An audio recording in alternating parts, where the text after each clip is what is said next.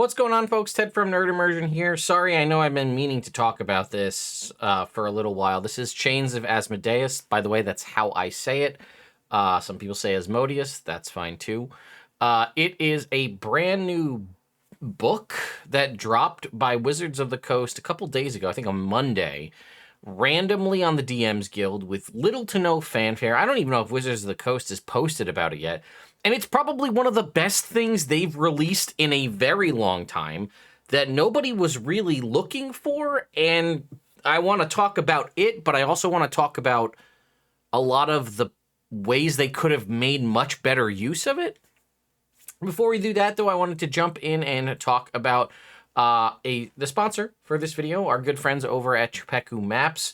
We've talked about them in the past. If you're looking for a really awesome, whether it be randomly generated map that has a variety of different things where you have different encounters here, right? You can go to their blog and just look up encounters to run for a variety of different things, and they'll walk you through how to do it. Or you can just head over to explore the various maps and say, how about this wizard prison?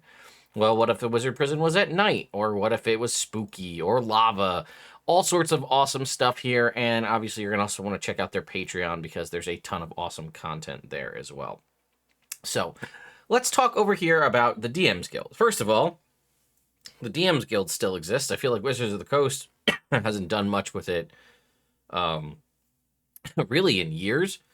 And I do apologize. I used to do pretty consistent DM's Guild reviews, and I haven't really done them in a while. So at some point, I do plan to get back into that. But as we know, 2023 has been kind of an odd year for Dungeons & Dragons.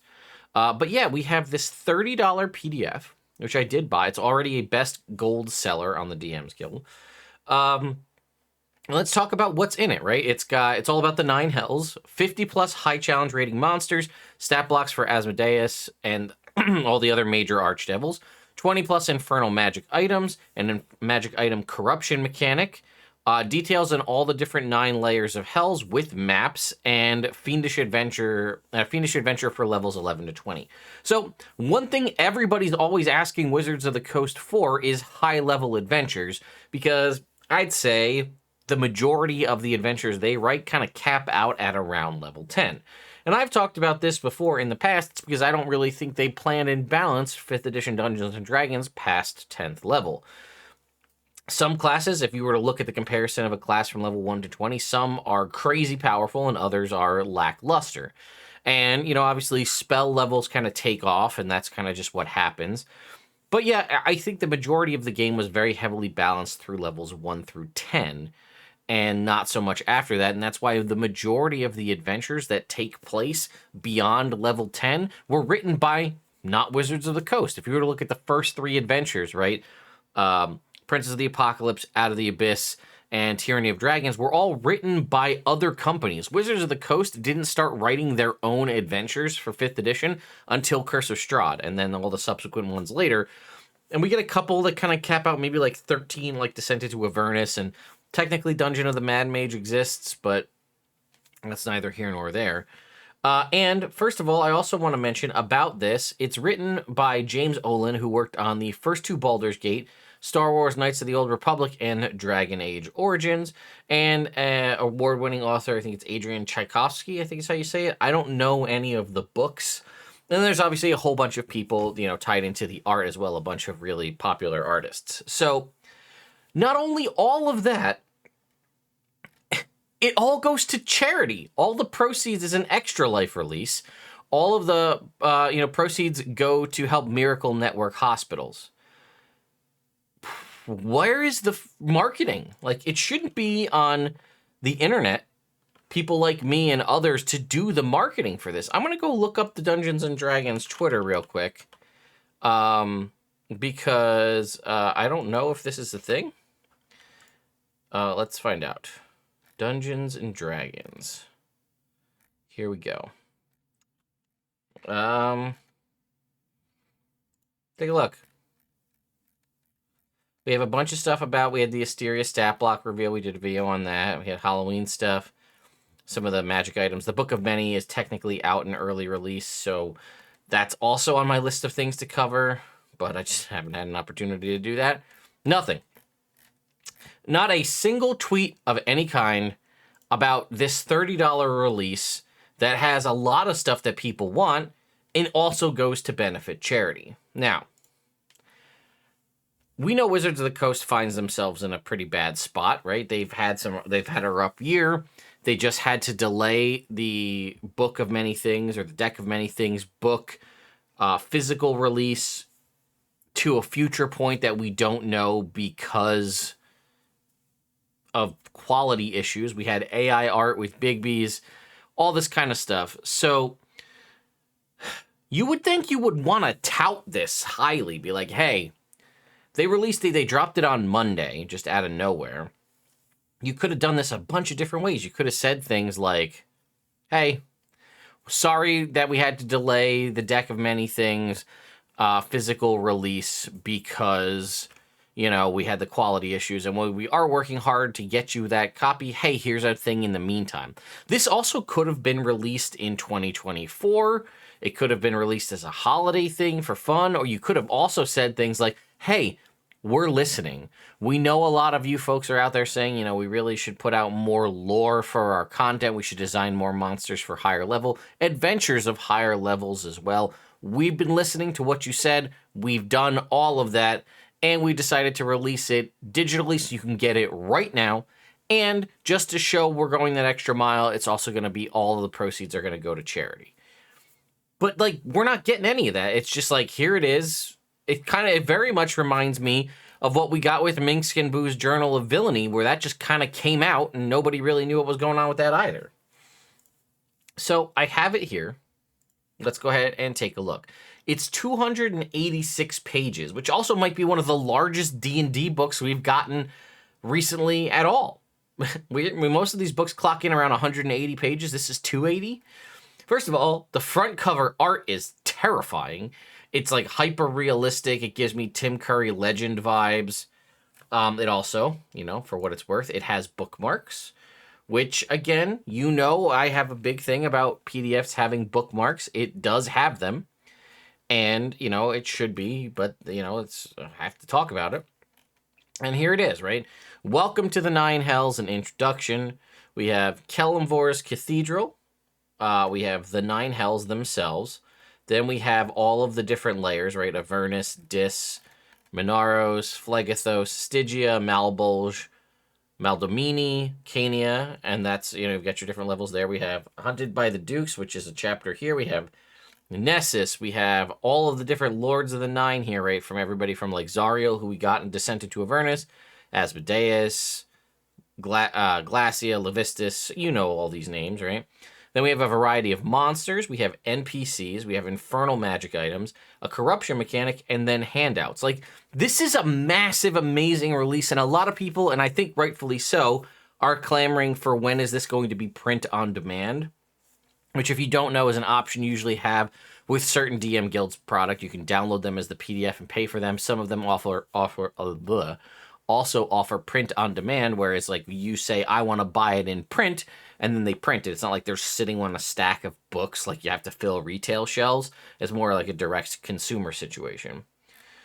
So yeah, let's go ahead and just take a little bit of a scroll through here. You can see a lot of the amazing art, and we'll talk about some of the newer stuff that's in here as well. We have a little list here of abbreviations. It says, this adventure is meant for characters of 11th to 20 and sees the story rise them to 20th level, which is rare to see, which is pretty cool.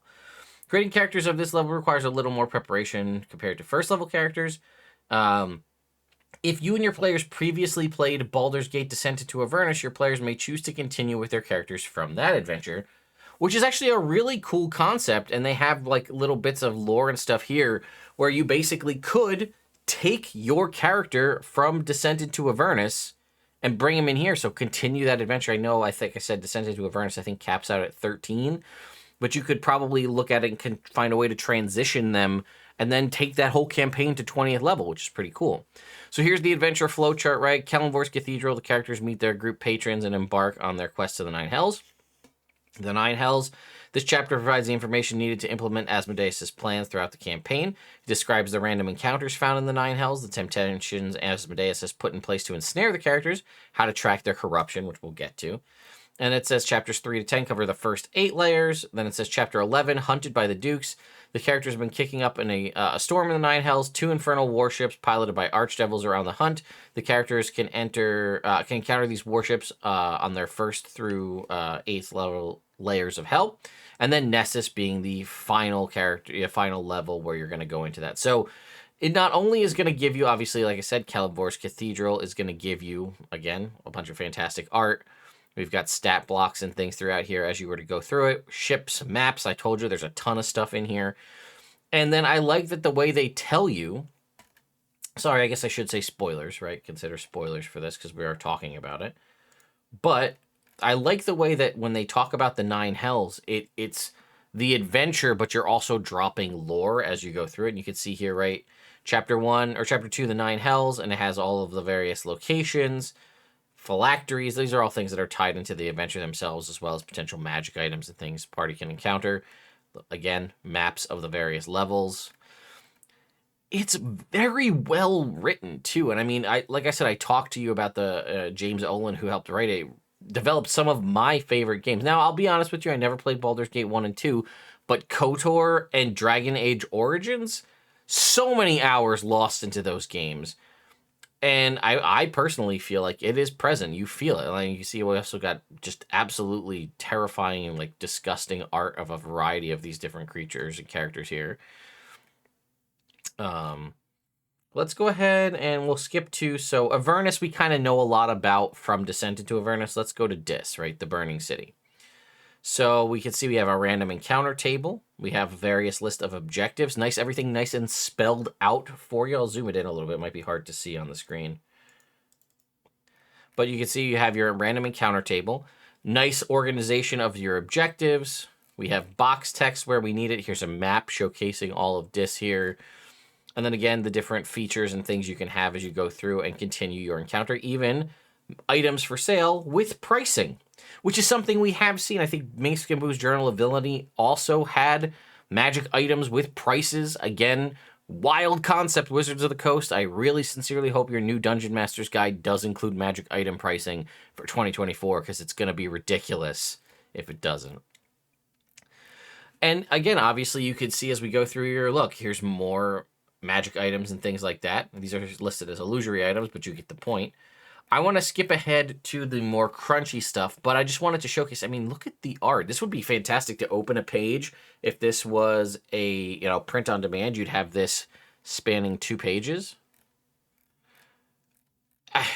I mean, it really is exceptionally well done. And I actually really want to run this adventure, or better yet, play it would be fantastic to give it a shot to see how it actually handles. From what I can tell, it does appear to be balanced, but reminder, we are talking characters level 11 plus, and you're going to hell, right? It's going to be brutal, and it's going to be interesting, and you're going to probably be a fish out of water in this situation, as you should be. But I also very much like the concept of starting a Descent into Avernus campaign and then rolling into this kind of where it makes sense. I think that would be a really cool way to encapsulate a level 1 through 20 campaign. And I would love to obviously play in that, because I don't get to play a lot of D&D nowadays, because even all the games that I'm supposed to have just keep falling apart. Even, some of my other games that I keep trying to get into just don't seem to happen. So I'd love to play it, be able to just dive right in. But at the same time, that DM itch is always kind of scratching at the back of my mind, so I wouldn't mind running it as well. So let's go ahead and skip past the adventure parts, because we also don't want to spoil too much for everybody. And let's jump in to the actual Lords of the Hells themselves and see kind of what we're dealing with. Here's again our full Asmodeus art. We have lore, a bunch of nice lore here. We have lair actions, right? Then we have the stat block of the devil himself here. Challenge rating 30. It's absurd. Look at the size of the stat block. It's nuts, right? 725 hit points, a natural armor class of 22. All these ridiculous saving throws. We've got skill checks up in the 28 range. Resistance to cold damage, immune to fire, poison, bludgeoning, piercing from non-magical aren't silvered weapons, immune to several conditions. Anti-magic aura. Spells of 4th level or lower just can't affect Asmodeus. Sorry, Warlocks. You're not be Eldritch blasting the King of Hell here. Fiendish Regeneration. He regains 40 hit points at the start of his turn. If he takes radiant damage, it doesn't function. Asmodeus only dies if he starts his turn with 0 hit points and doesn't regenerate. If he dies, his body regenerates 13 days later, or 2d12 days later. 3 legendary resistance. We have a Submission Aura. When a creature moves to within 120 feet of Asmodeus, they must make a DC 24 Wisdom saving throw or have the Frightened condition until they leave the aura. While frightened, creatures kneel before Asmodeus, taking no actions unless he commands them otherwise. If Asmodeus deals damage to the kneeling creature, their Frightened condition ends. A creature that succeeds the saving throw is immune to the effect for 1 hour. This is where your Paladin is going to come into play huge for this. Multi-attack. Asmodeus makes 4 attacks using the Ruby Rod, Chilling Gaze, or a combination of the two. He can replace one of them to use Hellish Smite. So we have the Ruby Rod here, plus 21 to hit, 2d8 plus 12 necrotic damage, which also reduces the target's hit point maximum by the damage taken. The damage can't reduce a target's hit points maximum below 1. Removing disease removes this hit point reduction. Chilling Gaze has a range of 60 feet, 2d10 plus 7 cold damage, and the target has a -1 penalty to all attack rolls they make until the end of their next turn, and this penalty can stack. We have Hellish Smite here. He targets a creature within 300 feet, calling down a bolt of Hellish Lightning. They must make a DC 24 Dexterity saving throw or take 46 lightning damage plus 46 fire damage on a failed save, half on a success. Infernal Word Stun. We have recharges on a 4 to 6. He targets a creature within 120 feet. They must make a DC 24 Intelligence saving throw or take 10d8 force damage on a failed save or half on a success. The creature that failed the save is stunned for a minute. The stunned creature can repeat the saving throw at the end of each of its turns, ending the effect on itself on a success, but taking the damage again. On a failed save. Interesting. Hell's Lord Suggestion recharges on a 5 to 6. We got a lot of recharge mechanics here. Asmodeus targets a creature he can see within 120 feet of him. The target must make a DC 24 Charisma saving throw or take 8d10 psychic damage on a failed save, half on a success. A creature that failed to save has the Charmed condition for a minute. While charmed, a creature is controlled by Asmodeus, performing only actions that he suggests. A charmed creature can repeat the saving throw at the end of each of their turns, ending the effect on itself, but again taking the damage again on a failed save. Fires of the 9 Hells, which recharges on a 5 to 6. Asmodeus chooses a point he can see within 500 feet of him, which explodes into a roaring inferno. All creatures within a 60-foot radius must make a DC 24 Dex save or take 20d6 fire damage. Jeez. Then we have Spellcasting at will with a DC of 27, by the way. At will, Bane, Bestow Curse, Command, Cure Wounds, Darkness, Lesser Restoration, and Remove Curse. And then once per day, Anti-Magic Field, Earthquake, Flame Strike, Gate, Heal, Mass Heal, and Wish. Jeez, that's a lot. Reactions, Ruby Absorption. As a reaction to being the sole target of a spell, Asmodeus can attempt to absorb the spell into the Ruby Rod. Asmodeus rolls a 1d20 plus 2, and if the result is higher than 10 plus the spell's level, the spell is absorbed into the rod and has no effect. And then 3 legendary actions. We can channel the Ruby Rod, which has 66 charges. Asmodeus may spend its charges to cast one of the following spells from it, with a DC of 20. Lesser Restoration for 3, Wall of Force for 7, Greater Restoration for 12, Chain Lightning for 15, Prismatic Spray for 23, or Globe of Invulnerability for 33. We can make a Strike with the Ruby Rod for 2 legendary actions, or call an Underling, which is a Pit Fiend, is the Underling, for 3 actions. Jeez. And then obviously we have all of the stat blocks and information here for all of the other Archdevils. Let's go ahead and skip ahead to the monsters. Do we have art? We do. It does look like we have art for all of these, which is very cool. So let's see what we got. We have an Affliction Devil here. Challenge rating 10. That's this guy. I don't even know how you pronounce it. A Parobo Swarm? These guys here. Corruption Devil. A lot more spending out. We have a Displacer Fiend. Ooh, that's cool. So it's like a Displacer Beast, but it's now a Fiend, I guess. Resistance to Fire, Poison. Let's see. Avoidance. It has the same kind of... if it's subjected to an effect that allows it to make a saving throw to take only half damage, it takes no damage. So it basically has evasion and displacement, which is a pretty lethal combination.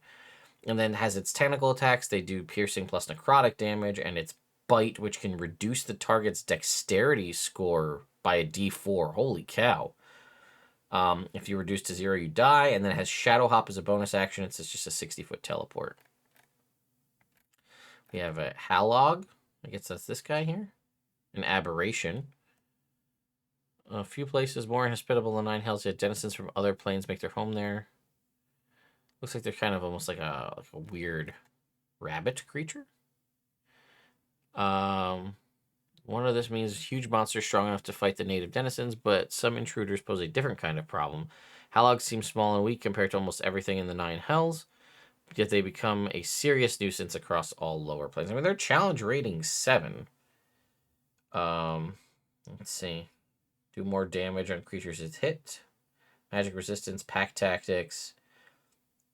Bite, 3d6 plus 2 piercing damage plus 3d6 damage of a type that the target is most vulnerable to. Interesting.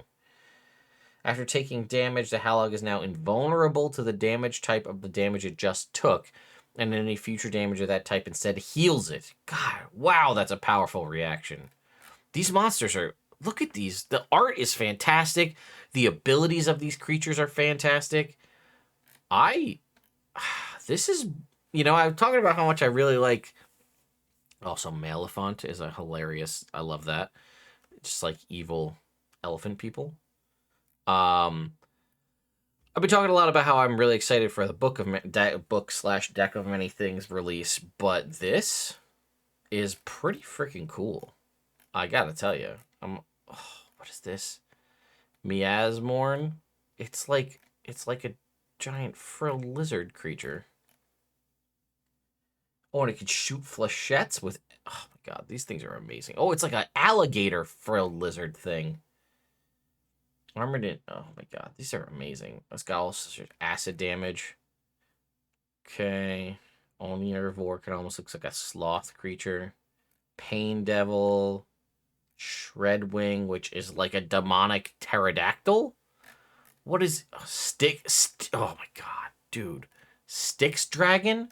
Look at this thing. Do we have multiple types? No, okay. Just the one. But either way. One of the 9 hell...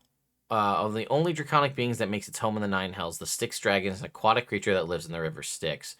The waters of Styx have no effect on its mental faculties or memories, and their breath weapon replicates the effects of the Styx. Alright, let's take a look here. Resistance to damage from spells, immune to cold, poison damage, blinded, poison condition. Stygian Wasting. Creatures afflicted with this disease are incapable of regaining hit points in any way until the disease is cured. Additionally, as their flesh starts to rot, a creature with this disease takes 8d8 necrotic damage after each long rest they finish. Alright, so it has a bite attack, which forces a constitution saving throw or gives the target Stygian Wasting, which we just talked about.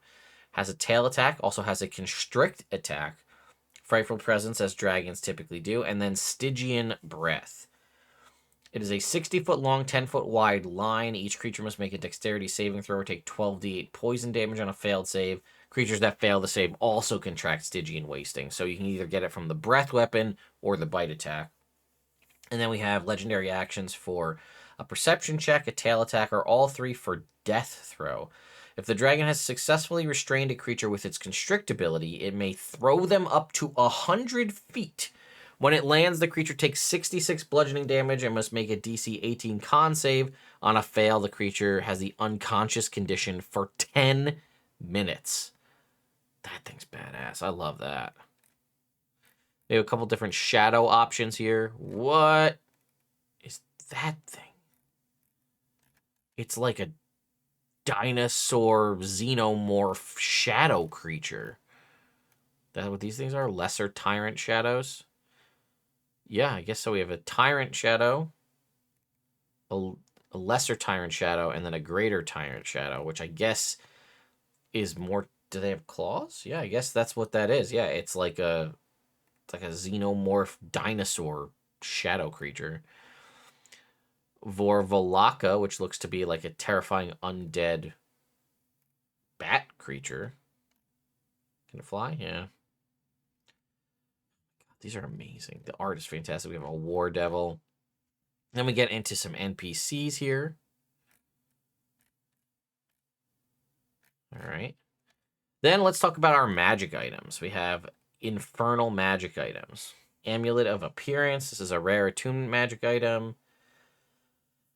Your armor, weapons, and other equipment always shine as if polished. You're immune to frightened and poison conditions, as these would otherwise ruin your elegant appearance. However, whenever you would otherwise have been afflicted by one of these conditions, a random non-evil humanoid on the material plane gets the condition instead. I love that. Amulet of Betrayal, very rare, requires attunement. You can use a bonus action to move one of the following conditions from yourself to an ally: blinded, deafened, frightened, poisoned, stunned, and exhausted. Whenever transferring exhaustion, remove all of your exhaustion levels. If the chosen ally is immune to the transfer condition, the transfer fails. Amulet of Duplicity, this is a cursed magic item.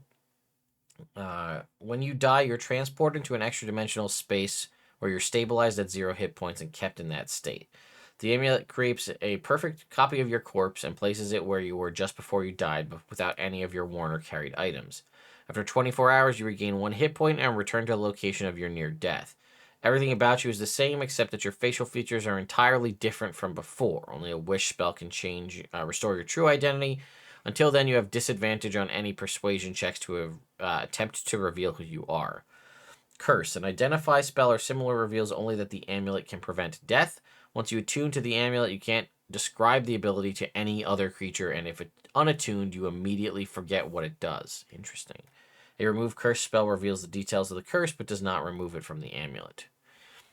Bracers of Asmodeus. You have a +2 to AC while wearing these, so it's basically like a cursed version of Bracers of Defense. While attuned, you become obsessive with plotting, scheming, and manipulation. You always barter for better deals. If you ever decline an opportunity to better yourself financially at another's expense, you immediately take 3d10 necrotic damage. And it corrupts. We'll talk about the corruption mechanic in a minute here. Canian Fork. This is a trident. You have +3 trident. And damage rolls. +3 trident. In addition, you can make 1 additional attack with it as a bonus action. You're unwilling to part with it, though. You also have vulnerability to radiant damage, and each time you receive magical healing, you must make a DC 15 con save. If you fail, nothing happens. We have the Condensed Order. Silvery powder that can be extracted from those of a lawful persuasion. Devils bound for Warfronts of Avernus take flasks of these snuff boxes to fortify themselves against exposure to the raw chaos of demons. Taking the substance requires an action and makes you immune to the flesh warping feature of demonic ichor. It also gives you advantage on saving throws against any effect from a demonic source for 8 hours. We have the Demon Bone Pole Arm. +2 pole arm. It doesn't give you a specificity of the type of pole arm, so I guess that's up to you. In addition, when you're damaged by a creature in reach, you may use your reaction to make a melee attack against it. It is cursed, however. You're unwilling to part with it. While attuned, you have disadvantage on attack rolls with weapons other than it. Whenever a hostile creature damages you, you must succeed on a DC 15 Wisdom saving throw or go berserk. And you must just attack the creature nearest you with the weapon. You're berserk until the start of your turn with no creatures within 60 feet of you.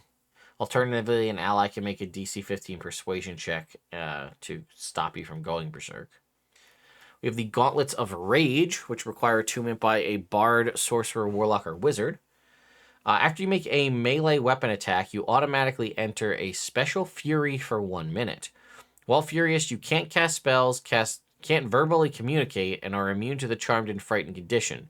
Each time you deal damage, you gain 2d8 hit points, and you may immediately remove a condition you currently suffer from or end this fury.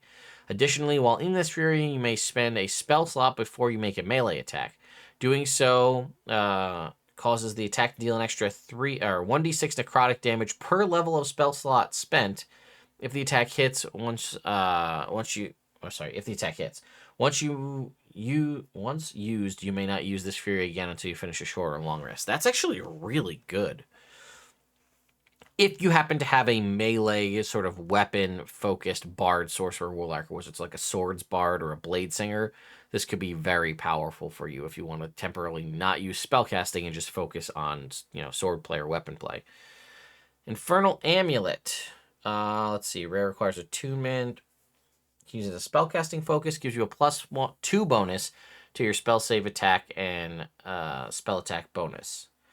Cursed, you're unwilling to part with it. While wearing the amulet, you have disadvantage on strength checks and strength saving throws. Infernal plate armor, just a +2 plate. Once you wear this, you're attuned to it. You can't remove it. While wearing the armor, you're vulnerable to the following types of damage: force, lightning, psychic, radiant, and thunder. Yikes. Knife of Stolen Resistance, non-attunement. Using an action, you carve a single infernal rune into the flesh of an unconscious beast, celestial, dragon, fey, or giant with this knife. Over the next 10 minutes, the creature dies an agonizing death that can't be prevented short of the wish spell. If the creature has any resistances or immunities, you gain those resistances and immunities until the creature dies or a wish spell is used to save the creature. The knife's power can't be used again until you finish a long rest. So okay, so they have to be unconscious, but you carve it. It's only an action to do it. And it only lasts for 10 minutes where you could either just immediately kill this creature and then during that time have their resistances and immunities. So that's really powerful because you could just potentially immediately kill any creature. And then, let's see. You gain the resistances and immunity until the creature dies or a wish spell is used to save the creature. So somebody has to have a wish spell to save them. So as long as you can make them unconscious, and that doesn't mean you couldn't use something like a sleep spell or some other means of knocking them unconscious, and then an action just auto kills them in 10 minutes, regardless of hit points. Ring of Collecting. While wearing this ring, you can use it to cast the Leoman Tiny Hut spell as an action, which is huge, by the way. Once this property is used, it can't be used again until the next dawn. Additionally, as a bonus action, you can use the ring to disintegrate any non-magical piece of art within 60 feet. That art now appears inside the tiny hut for you to appreciate whenever you desire. If you try to remove this art from the tiny hut, it vanishes forever. You can steadily improve this space, but only by denying such beauty to the rest of the world. For every 1,000 gold pieces of art acquired, the tiny hut increases by size by adding another foot to its radius and lasts 1 additional hour. I love that magic item. That's beautiful. Just destroy art so that the world can enjoy it while increasing your tiny hut's space and the length of it. And the fact that you can do it as an action. Like, do not underestimate how powerful Leoman's tiny hut is as an action used in combat. Like, if you could get Leoman's tiny hut as an action, you could basically stymie an entire enemy's defense, shut them down so they can't move. Does it give you... Okay, and it's once per day, essentially, you could do this. But if you're fighting a bunch of physical attackers with no magical ability, Leoman's tiny hut can basically just shut down people getting into the hut, which has a lot of potential there. We have the Ring of Copycat. This is a legendary item. This is the first one we've come across. You gain the ability to channel energies from allies to cast spells, even if you normally can't. When an ally within 60 feet of you casts a spell that you normally can't cast and that requires 10 GP or fewer in material components, you can use a reaction to cast that spell. When casting a spell in this way, the spell is cast using your ally's spellcasting ability modifier, spell save DC, and spell attack bonus. You decide this clone spell's target as specified in the spell's description. After you use this ability, you can't cast a spell again until you finish a long rest. That's huge. It's legendary, right? So that makes sense. But, we're playing potentially in an adventure here that goes up to level 20. So that means you may have access to 9th level spells. So even if it doesn't use a spell slot, does it? Yeah, right? It's whenever you auto cast the spell. Spell is cast using spell save DC. Yeah, so it's just like a free spell. So if your ally casts Wish, you could just be like, reaction, cast Wish. Possibly still having your 9th level spell slot in tow, I think. It doesn't seem like it uses your spell slots, because as far as I could tell, you could do this if you're a fighter, right? And just cast a spell. Ring of Treachery. This ring has 3 charges. While wearing this ring, when you're damaged, you may use a reaction to expend a charge and transfer that damage to a random creature, which could include an ally, within 60 feet. So I guess it's random, I guess. It doesn't look like you get to... It says random, which could include an ally, so I guess maybe the DM rolls for it. I don't know. Sage's Mirror. This non-attunement magic item has 3 charges. Regains all charges at dusk. You can use an action to expend one of the charges to cast one of the following spells. Find the Path or Legend Lore. With each use, it is apparent that the information gleaned from the mirror comes from a chamber in the 9 hells where sages and scholars are tortured for the answers to each question. Aside from that last part, this is a fantastic magic item for story purposes, because Find the Path and Legend Lore are 2 of the most useful and underrated spells in my opinion, because they can do so much in getting the party back on track or getting them to find the next clue to go on whatever part of the adventure.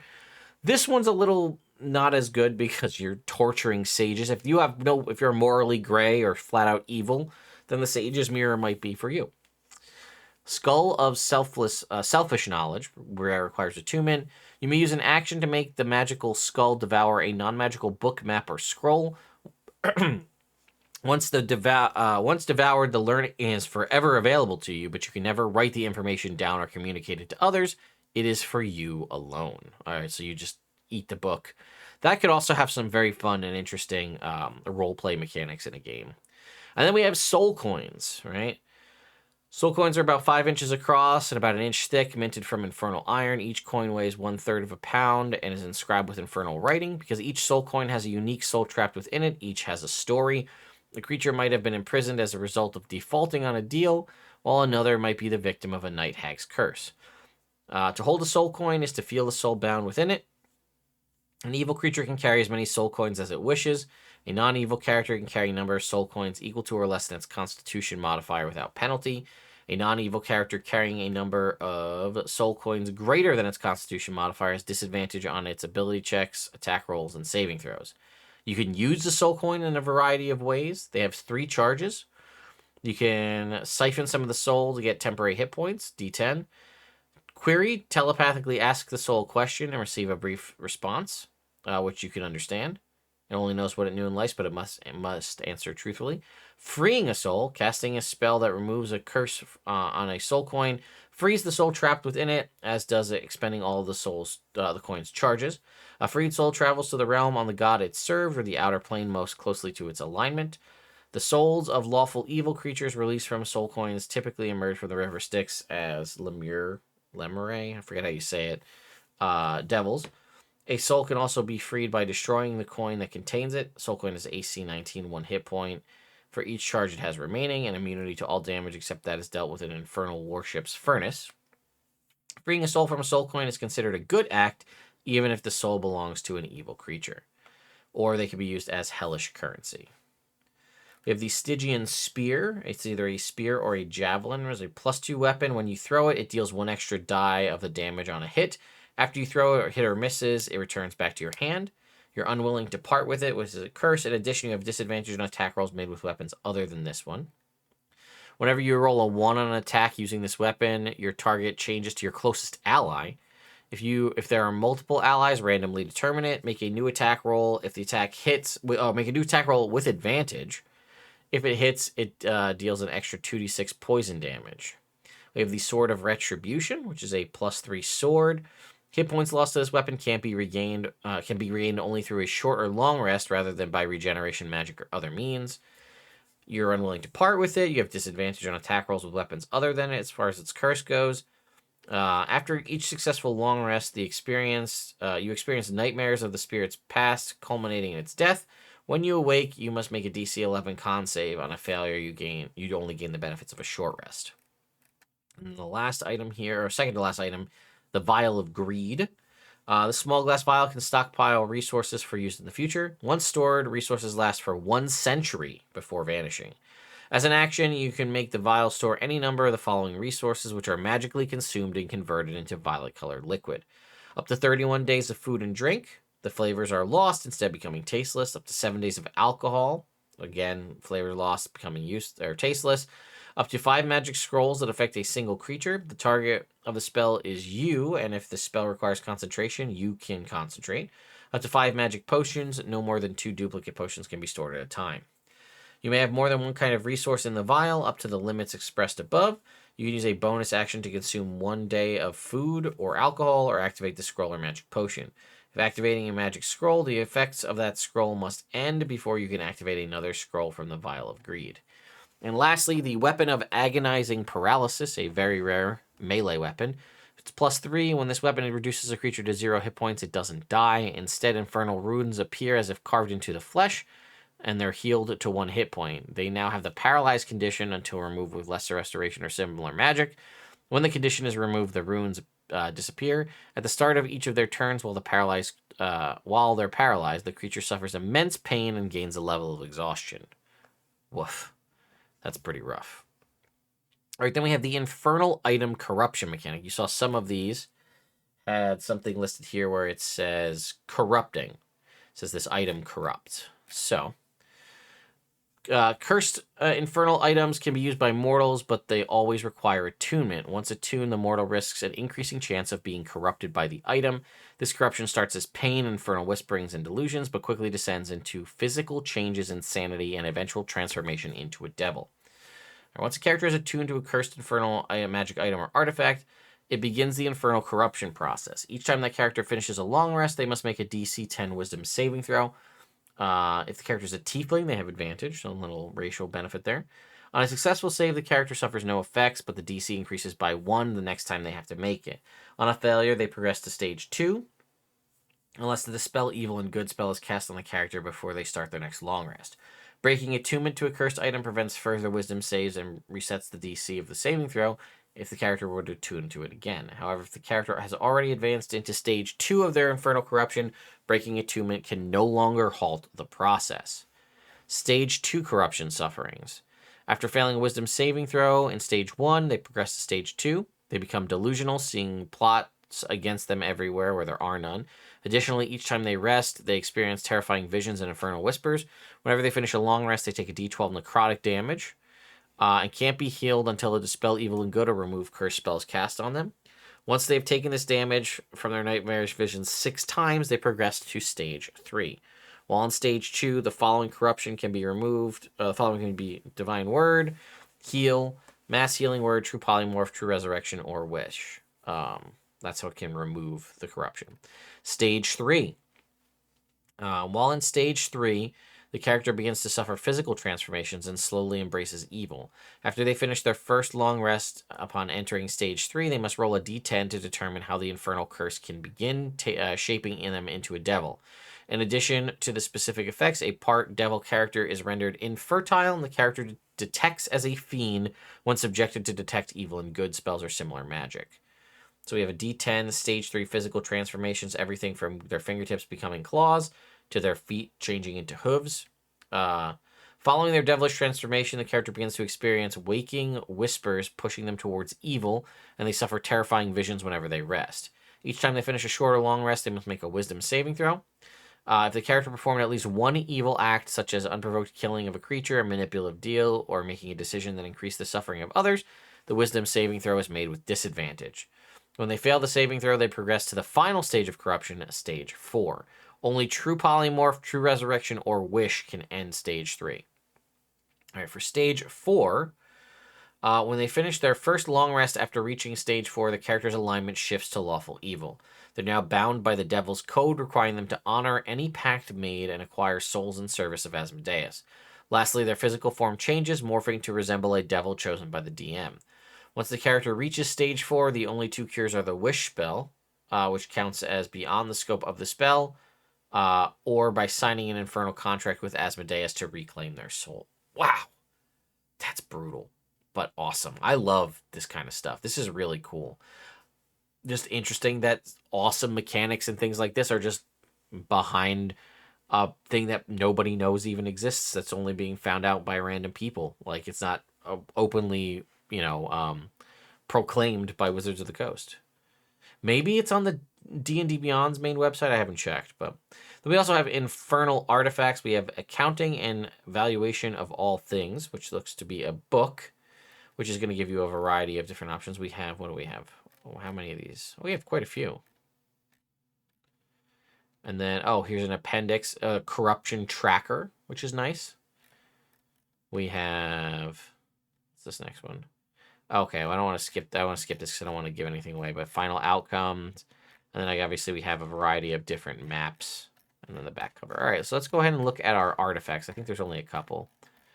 So this is a bound in gold leaf with pages of silver and text of blood. It is an artifact, so it's going to give you minor detrimental and detrimental and beneficial properties. You have a +3 bonus to your spell save or spell attack and spell save DC with this. It gives you one major beneficial, one major detrimental property. One section of the book is dedicated to negotiating and valuing mortal souls. When the book is opened with intent for a creature with a soul, they must make a DC 22 Wisdom saving throw. On a failure, the tome analyzes their greatest desires and calculates exactly what they would need to give up their soul. That information is then displayed within the tome such that the user can offer a trade to acquire a soul. Creatures that succeed on the saving throw simply show up as a question mark.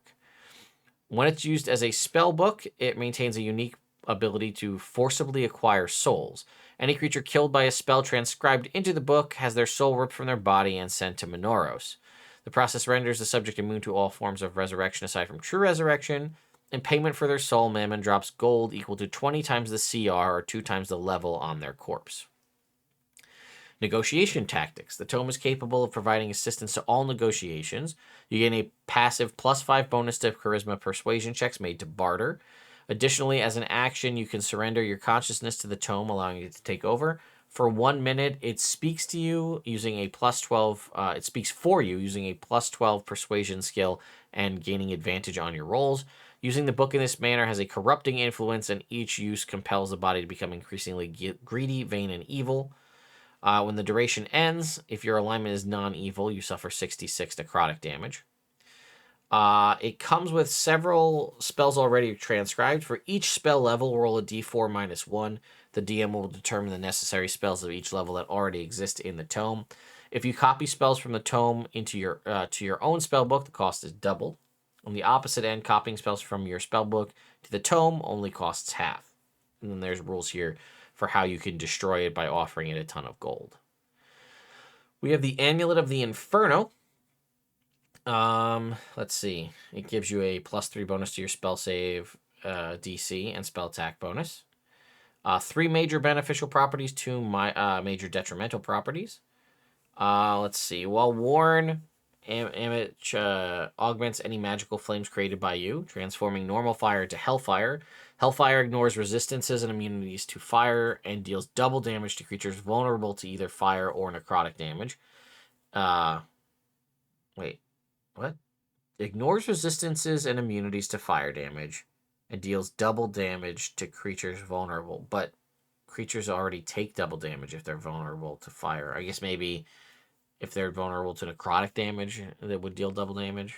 But they normally... Okay, either way. Capable of melting stone as well as igniting flammable objects. While attuned to it, you may use a bonus action to cast Firebolt or Produce Flame. It uses cantrip scales based on total character level and uses intelligence.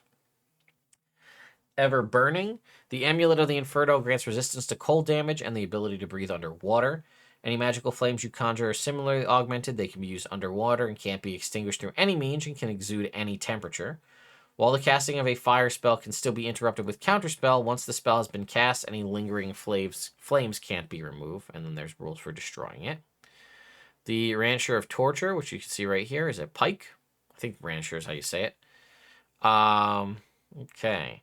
It's a +3 pike. Damage rolls does an extra 2d10 piercing damage instead of regular damage. Or it does 2d10 instead of regular, so instead of 1d10, it does 2.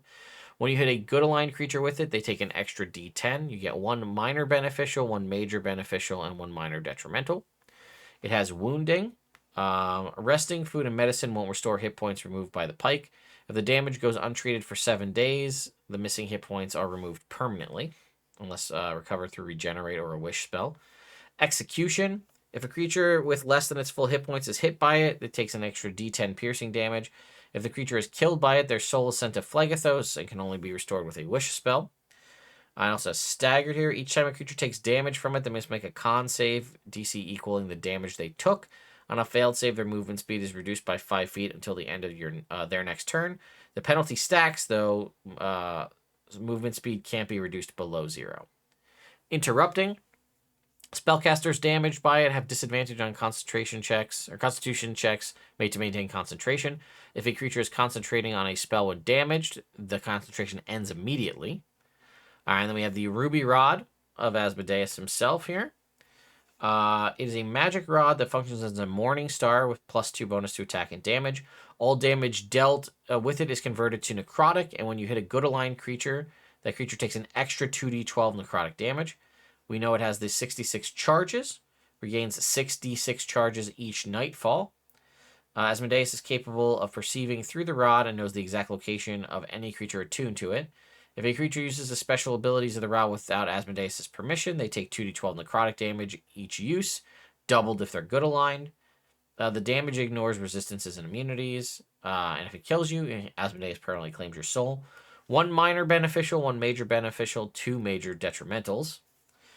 It has that ability we saw, Bow to the King, where it basically forces people to kneel and only listen to your commands.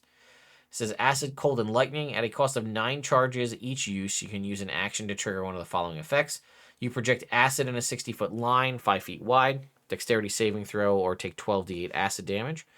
Ice, let's see, 60-foot cone, DC 19 con save, or 12d8 cold damage, or shoot a lightning bolt 90 feet long, 5 feet wide, DC 19 dexterity saving throw, or take 12d10 lightning damage. It also grants you a reaction. As a reaction to suffering a detrimental effect, you may cast Lesser Restoration for 3 charges or Greater Restoration for 12.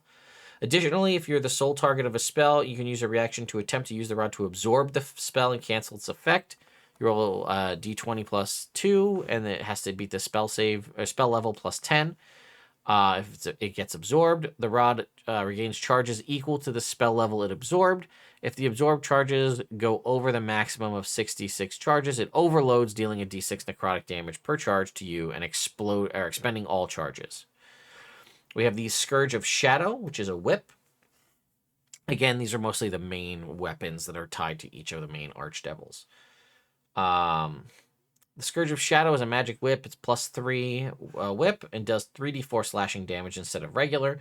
When you hit a good aligned creature, it does an additional 4d4 necrotic damage. Whenever an unattuned creature attacks with the weapon, it deals 2d4 necrotic damage, ignoring resistances and immunities to them, but otherwise functions normally. 2 minor beneficial, 1 major beneficial, 2 minor detrimental, 1 major detrimental property. Keen, it crits on an 18, 19, or 20. When it scores a crit, its damage dice are upgraded to 3d6 instead of 3d4. If attacking a good aligned creature or attacking with the weapon unattuned, the necrotic damage dice are also increased to d6. Fast reflexes, you have advantage on initiative rolls and add your charisma and dexterity modifier to that roll.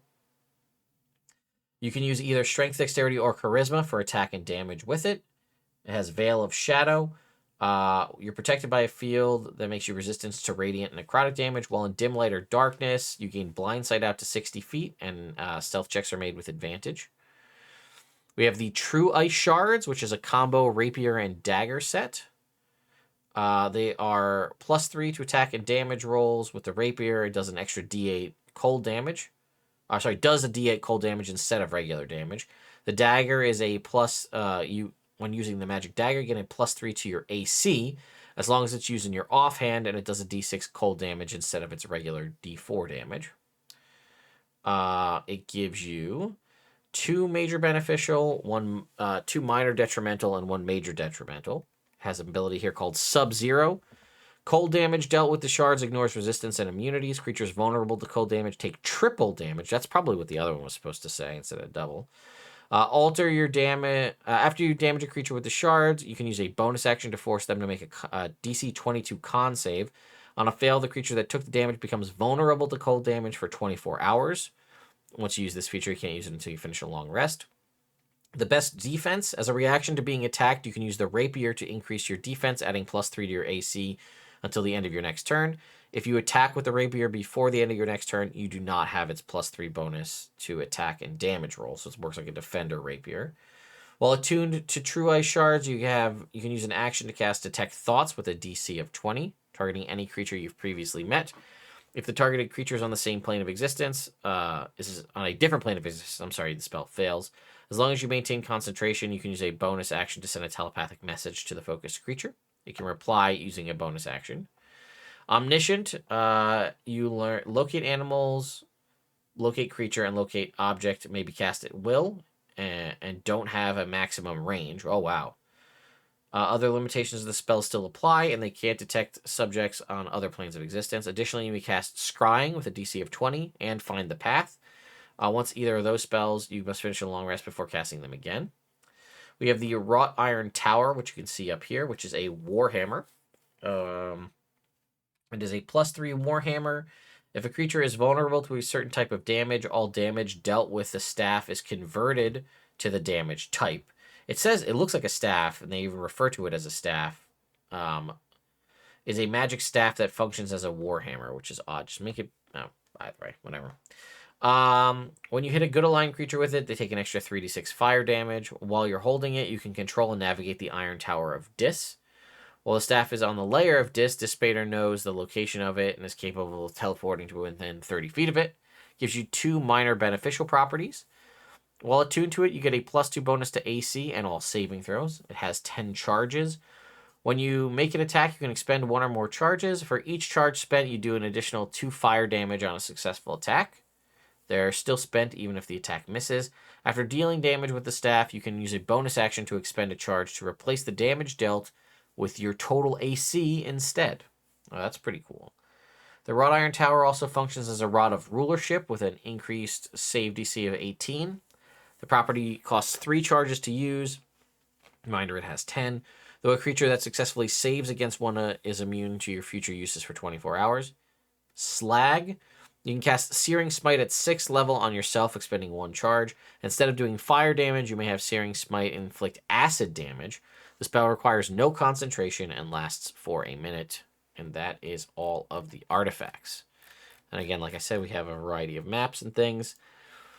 I know this was a long video. There's a lot of content, and obviously I skipped over a lot of the beginning stuff. It's 286 pages. This thing is massive.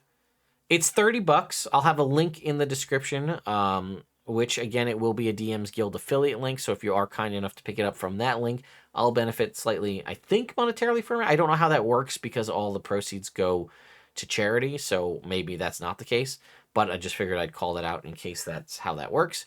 And then again, I'll also have a link in the description to Chapeku maps if you want to go check them out as well. So yeah, I'll also be covering stuff from the Book of Many Things, as well as finishing up all of the coverage from all of the previously released books that I haven't covered yet, diving into Kobold Press stuff and a few other fun things that I have going on as well. So anyway, thank you all so much for watching, and I'll see you next time.